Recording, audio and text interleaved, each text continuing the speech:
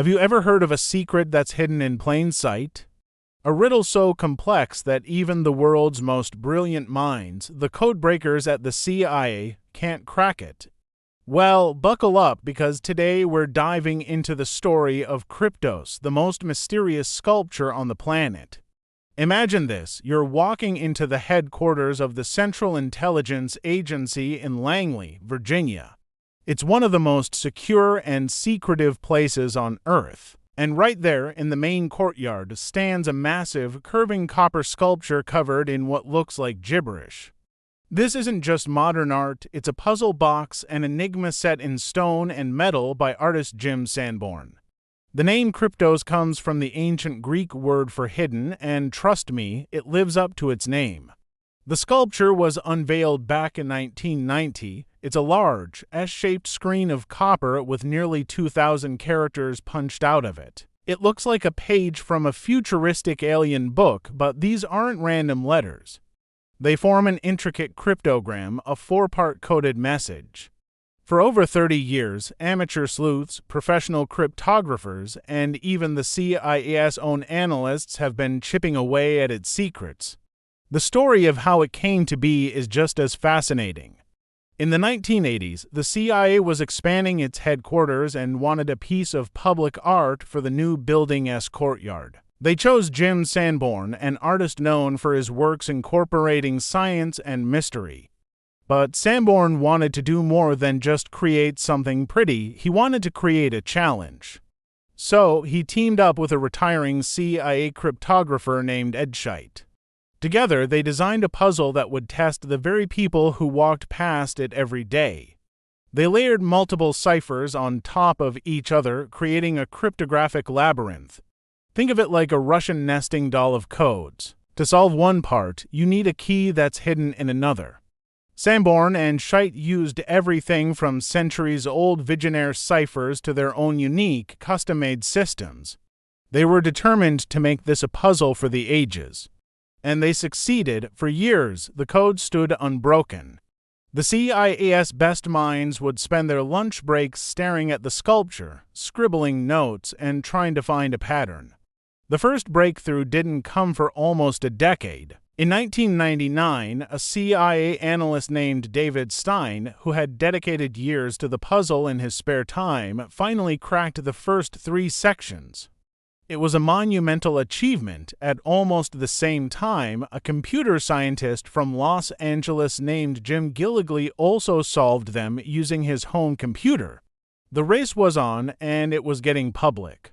So, what do the solved parts say? Let's break it down.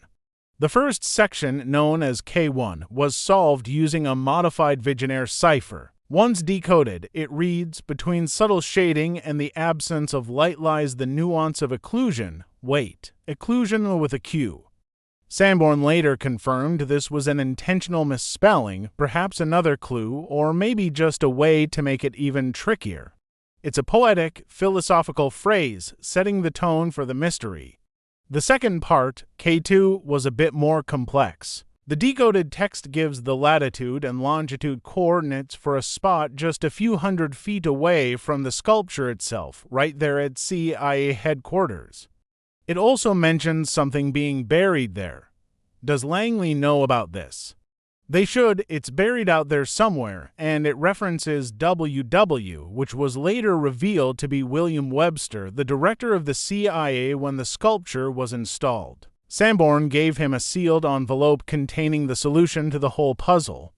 It's like a real-life treasure hunt. The third passage, K3, is where things get really interesting. After decryption, it reveals a paraphrased account from the archaeologist Howard Carter describing the moment he opened the tomb of King Tutankhamun in 1922.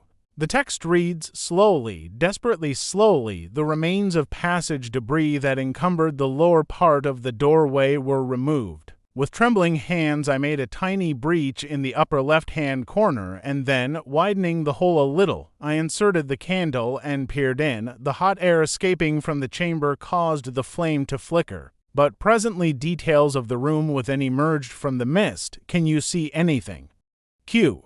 That question at the end, how can you see anything?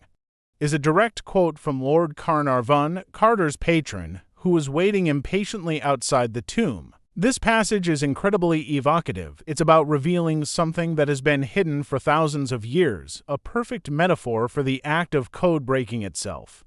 But it also adds another layer of historical depth and mystery to the sculpture. Why Tutankhamun's tomb? Is it a clue for the final section? And that brings us to the white whale of the cryptography world, the fourth and final part, known as K4. It's a short section, only 97 characters long, and for more than 3 decades it has remained completely unsolved. It is one of the most famous unsolved codes in the world. Think about that.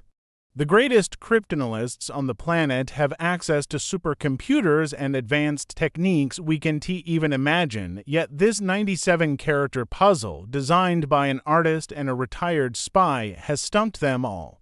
The global community of Kryptos fans, who have online forums and dedicated websites, have tried everything.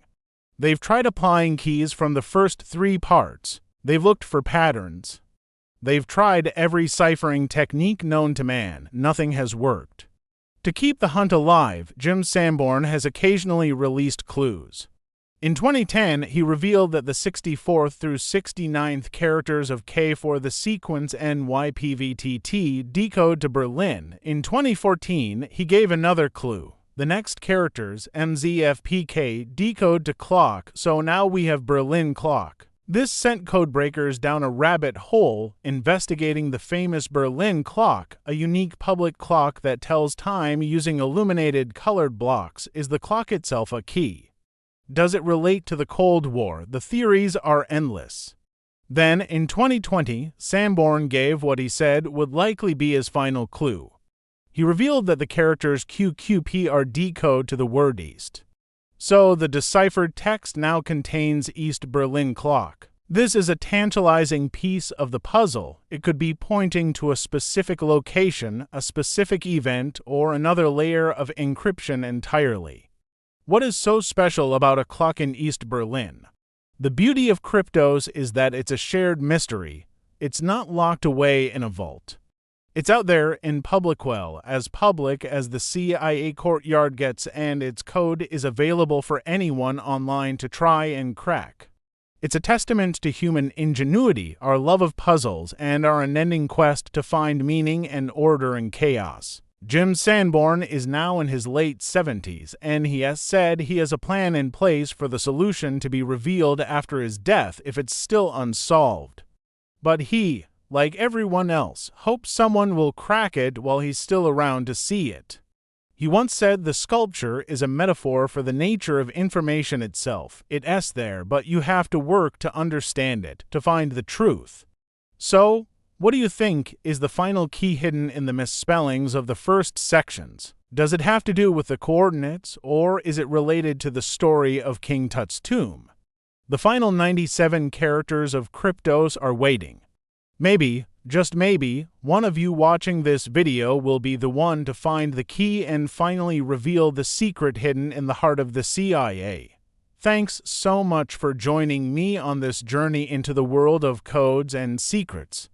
If you love mysteries like this, make sure to hit that like button and subscribe for more deep dives into the world's most fascinating enigmas. Let me know your theories about K4 in the comments below. I can't wait to read them. See you in the next video.